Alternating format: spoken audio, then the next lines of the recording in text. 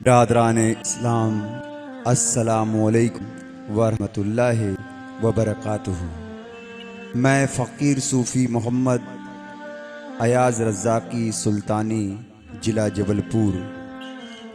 आज मैं एक ऐसे सूफ़ी सिफ़त शख्सियत का वाक़या बयान करने जा रहा हूँ जिनका नाम हज़रत सैयद सूफ़ी शाह अब्दुल रज़्ज़ाक़ सुल्तानी रहमतुल्लाह अलैह है।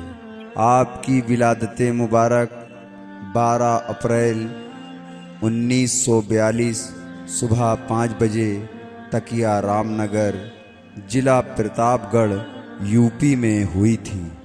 आपके वालिद मोहतरम ने ज़रिए माश के लिए आपको लेकर जबलपुर तशरीफ़ लाए और यहीं आपने सुकूनत अख्तियार किया। आप 32 साल की उम्र में सुल्तानुज़्ज़मा रहमतुल्लाह अलैह के हाथों बैत हुए। आपके पीरो मुर्शिद हज़रत सुल्तानुज़्ज़मा रहमतुल्लाह अलैह, जो कि रामपुर शरीफ यूपी के हैं, आप गौसे पाक अब्दुल कादिर जिलानी रहमतुल्लाह अलैह के 10वें जानशी हैं। आप बचपन से ही खेल कूद से दूर रहते थे। इस दौरान आप कुरान और हदीस के तालीमात पर गौर व फिक्र करते रहे। आपने कमवेश 28 कुलूम हासिल किए और कमवेश 10,000 कुतुब का मुताला किया।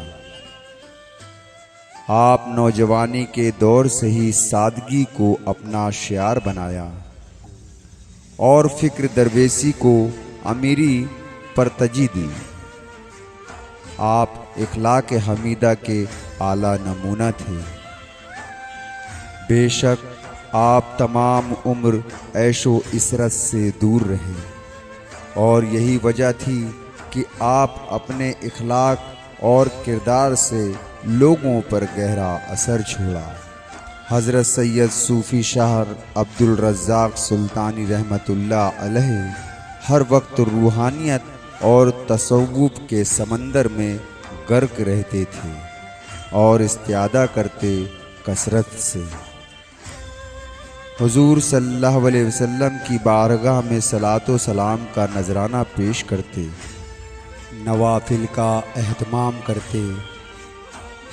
आलम ये था कि शब रोज़ इबादत में मसरूफ़ रहते, अपने मुर्शिद के हिदायत से मुजाहदात, रियाजत और इबादत फरमाते और इन्हीं की बदौलत अल्लाह रब्बुल इज़्ज़त ने आपके सीने को खोल दिया था। आप अब्दुल रज़्ज़ाक़ सुल्तानी रहमतुल्लाह अलैह पाबंद शरीयत, पाबंद सोमो सलात थे। कोई आपसे एक बार मिल लेता था या एक बार आपके चेहरे मुबारक पर एक नज़र डाल लेता, वो आप पर गर्विदा हो जाता। आपको हुक्म हुआ अपने पीरो मुर्शिद सुल्तानुज़्ज़मा रहमतुल्लाह अलैह से कि 6 महीने के लिए आप मुराक़बा करें। तो आपने दरियाए नीलकंठ में अपने अमल को पूरा किया। फिर आपको हुजूर सल्लल्लाहु अलैहि वसल्लम का दीदार हुआ। हुजूर सल्लल्लाहु अलैहि वसल्लम ने आपको हुक्म दिया, आज से तुम अपने नाम के आगे सैयद का लक़ब लिखा करो, क्योंकि तुम हमारी आल से हो। तभी आपने अपने नाम के आगे सैयद का लक़ब लिखना शुरू किया। यूपी की सरजमी पर देवबंदियों और वहाबियों का बोलबाला हो रहा था। तब आपने हज़ारों मुनाजरे किए और बुज़ुर्गों की शान में गुस्ताखी करने वालों पर वो मुँह जोड़ तमाचा मारा, जिससे देवबंदियों और अहले हदीस को शिकस्त का सामना करना पड़ा। और आप जिस जगह जाते वहाँ सिलसिलाए सुल्तानी का झंडा गाड़ कर आते। आपके तकरीबन 75,000 मुरीदेन और 18 खलीफा हुए। वैसे तो आपके करिश्माएं बहुत से हुए हैं, मैं चंद मशहूर वाक़यात यहाँ पर बयान करने जा रहा हूँ। ये वाक़या बाबूगंज खोटानी जिला जौनपुर का है। एक औरत आपकी बारगाह में पेश हुई और हज़रत से फरमाया कि हमारी बच्ची 12 साल से गुम हो गई है, आप दुआ करें हमारी बच्ची हमें मिल जाए। आपने उस औरत से कहा कि जा, जुमेरात की सुबह 9 बजे चौराहे के एक पान के टपरे के पास तेरी बेटी तुझे मिल जाएगी। उसी लिबास को अपने हाथों में लिए हुए तुझे मिलेगी जिस लिबास में वो गुम हुई थी। हज़रत की ज़ुबान से जो बात निकली थी उस औरत के लिए, उसी दिन उस औरत को उसकी बच्ची उसे मिल गई। दूसरा वाक़या यूपी का एक गांव मतरी मछली शहर जिला जौनपुर का है। वहाँ बगीचे में आप अपने मुरीदों के साथ बैठे हुए थे। तभी आपने एक मुरीद को बुलाया और कहा कि आज मुझे मछली खाना है, जाओ मेरे लिए मछली पकाकर ले आओ। वो मुरीद गया मछली लेने। जहाँ भी वो मछली लेने जाता उसे मछली नहीं मिलती। उस दिन वो परेशान हो गया कि हज़रत ने मुझे हुक्म दिया है कि मैं मछली पकाऊं, मगर गांव में कहीं पर भी मछली का नामो निशान नहीं था। फिर वो मुरीद अपने एक दोस्त के पास गया, ये सारा वाक़या उसे बयान किया। मुरीद के दोस्त ने उसे 2 मछलियाँ 200 ग्राम की जो कि पाली हुई थी उसने उसे दे दी और फिर मछली को पकाया गया और हज़रत के दस्तरख्वान में रखा गया। आपने हुक्म दिया कि सारे गांव वालों को बुलाकर ले आओ। सारा गांव इकट्ठा हो गया। आपने हुक्म दिया सारे गांव वाले इस दस्तरख्वान में बैठकर खाना खाएं। सारे गांव के लोगों ने उस दस्तरख्वान में खाना खाया और खाना कम भी नहीं हुआ। अल्लाह के वलियों की करामत ऐसी ही होती है कि 2 मछली में ही सारा गांव खाना खाया और खाना कम भी नहीं पड़ा। तीसरा वाक़या यूपी का गांव राजा बाजार जिला प्रतापगढ़ का है। आप अपने मुरीदों के साथ जीप में बैठकर राजा बाजार जा रहे थे कि अचानक से बकरी चराने वाले का एक बकरी का बच्चा जीप के नीचे आकर मर गया। वहाँ उस बकरी चराने वाले ने हंगामा किया और ड्राइवर को मारने पीटने लगा।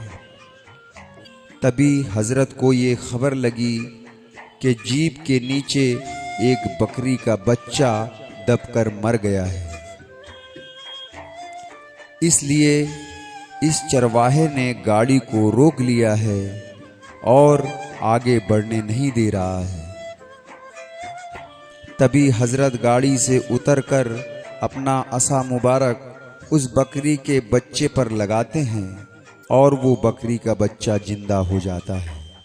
आप अपने हयाते ज़िंदगी में अपने पीरो मुर्शिद सुल्तानुज़्ज़मा रहमतुल्लाह अलैह का उर्स मुबारक 14 जून को मनाया करते थे। एक दिन का वाक़या है, यूपी का एक गांव नारायण डी मोगरा बादशाहपुर जिला जौनपुर का है। आपने अपने मुरीद से कहा कि बेटा हमको एक फावड़ा लाकर दो, मैं अपना मकान बनाना चाहता हूँ। हुक्म की तामीर की गई। आपने एक वीरानी जगह पहुंचकर एक कब्र खोदना शुरू किया। आपके मुरीदों ने कहा, हजरत ये आप क्या कर रहे हैं? लाइए, ये कब्र हम खोद दे रहे हैं। आपने हुक्म दिया, नहीं, हम अपनी कब्र खुद बनाएंगे। और अपनी कब्र खुद बनाकर हरे डिस्टेम्पर से पोत दिया। और आपने ये वसीयत की कि मैं 6 महीने के अंदर यहाँ पर आऊँगा, सुबह 7 बजे और दिन जुमा रहेगा। फिर आपने अपनी मज़ार बनाकर फातिहा किया और वहाँ से वापस शहर जबलपुर आ गए। फिर आप जबलपुर आकर अपने कारोबार में लग गए। अचानक 6 महीने के अंदर आपको अटैक आ गया। ईद की 28 शव्वाल 26 फरवरी 1998 बरोज़ जुमेरात बाद नमाज अशर आप अपने खालिके हकीकी से जा मिले। और फिर आपके जिस्म अतहर को जबलपुर से लेकर नारायण डी मुगरा बादशाह जिला जौनपुर यूपी में सुबह 7 बजे लेकर पहुँचे और आपको उसी जगह दफन किया गया जहां आपने वसीयत किया था। फिर नमाज अशर आपको सुपुर्द खाक किया गया। आपका उर्स मुबारक 14 जून को बड़े ज़ौक़ और शौक़ से मनाया जाता है। दोस्तों और भाइयों, ये हकीकत की बातों को और भी तफसीर से जानने के लिए हमसे जुड़े रहें और लोगों को इस हकीकत से रूबरू करें। सब लोगों तक इस बयान को ज़रूर पहुँचाएं। अल्लाह हम सब को हिदायत दे और अपने पीर व मुर्शिद के नक्शो कदम पर चलने की तौफीक अता फरमाए और बुजुर्गाने दीन से सच्ची और पक्की मोहब्बत करने की तौफीक अता फरमाए। आमीन। ऐसा दिखाया यार ने वो जलवे बेमिसाल, मुझसे ही अफरीदा हुई सारी कायनात। वमा अलैना इल्लल बलागुल मुबीन।